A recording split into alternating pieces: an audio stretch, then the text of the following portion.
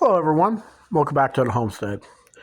Well, I want to give you an update what I got done today. Took all day, and I mean all day. Now, I had a little problem with Toby, and I tell you, I spent an hour yesterday just trying to get his foot bandaged up. Somehow he made a mess of his paw. I won't show a picture because it's pretty bad. And I tell you, it's power of prayer. Because this morning when I was checking on him, it's like it almost didn't happen. Pearl, no. Okay, so I went out and I got the fence that I used to make that end panel for the rabbit pen, which rabbit pen, as you know, is done. Well, I tell you, it's been cold out there. 20-something degrees this morning. God. And yes, I wore socks that didn't have holes in them, but I still wore my Crocs. So I took the cattle panel off the dog kennel. I laid it out, and those little clips are almost just too small for it. But I made do with what I had. I went through a lot of them trying to fight to get the things on. Ended up using some other wire. So the dog kennel is all rewired. Funny as may seem, rewired, fence wired.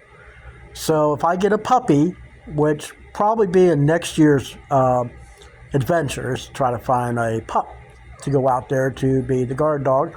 But don't worry, he won't be outside all the time. It'll be just like Sarah, which I'll get to that a little later. So I had a bunch of wire left over. So due to one of the viewers on how to keep the deer off my fruit trees, my apple trees, they didn't go near, even though they came in that way and hopped over the fence, they didn't go near the peach tree. I don't know why. Maybe it don't interest them. But I cut wire and used some little strands of some wire, and I made a tree ring around the apple trees, and I pounded 2 T-posts in and wired the fence to the post to hold it in place. I also pruned the apple trees, which I'll show that in a future video. I'm just trying to, lay out what went on. So I got both trees done. Then it was just a matter of cleaning up the barn, cleaning up the trash from all the previous projects, just trying to get it clean. And I had gotten yesterday some cat food, a water, a food dispenser. I also got litter and a pet bed. That's right. Little Sarah is now living out in the big house. That's right. The barn is roughly 895 square feet. That's almost as big as this house. I mean, in a sense, where I used to live and being here with the barn, I got about the same square footage. It's just not really usable as far as driving into a garage, if you know what I mean.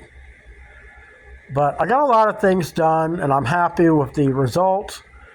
Sarah is spending her first night in the barn. So I'll check on her tomorrow, most likely when I get back from in town, and just see how she's doing.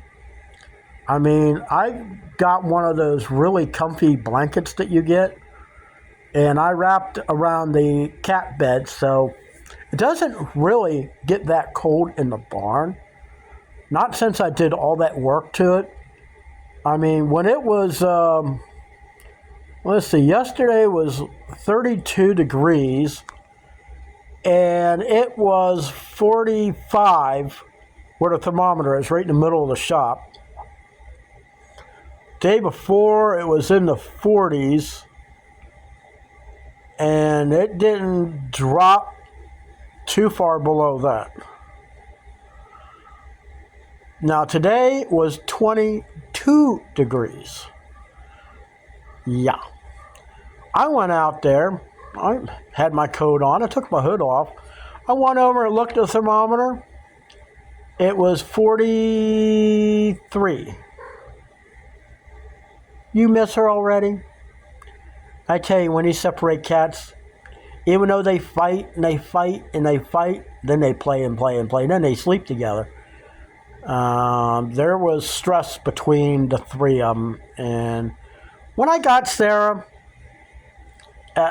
she was destined to be the barn cat, but not to live out there all the time. Now, if I'm doing a project and I know them doors can be open, I'm going to grab her and I'm going to take her back in the house until I get all my projects done for that day, and then she goes right back. But this is going to be a test to see how she does. Like I say, it's not really that cold out there. I mean, it really isn't. And she's got a warm blanket. She don't have to share her food, water, litter box. She don't have to share that with nobody. She's on her own. She's old enough. She's about 4 months. So and for the mouse, there's mice running all over the place. So it's not like she's going to be completely alone. Not unless she eats her companions. But guys, I appreciate all the comments you left on my channel on how I can fix something, how I can do something. I really appreciate that, because sometimes creators, which even though I technically am, I just don't feel like I'm creating anything other than what comes into my mind is I'm developing my homestead.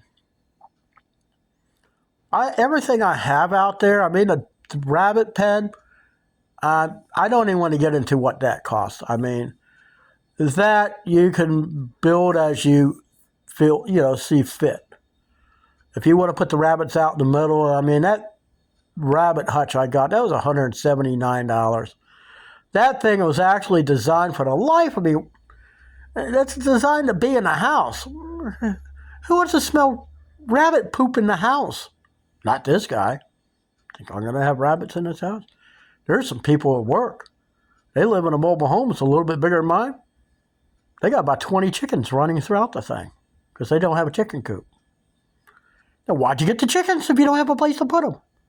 Oh, some people are just absolutely crazy. But anyways, thanks for watching my channel. I appreciate each and every one of you.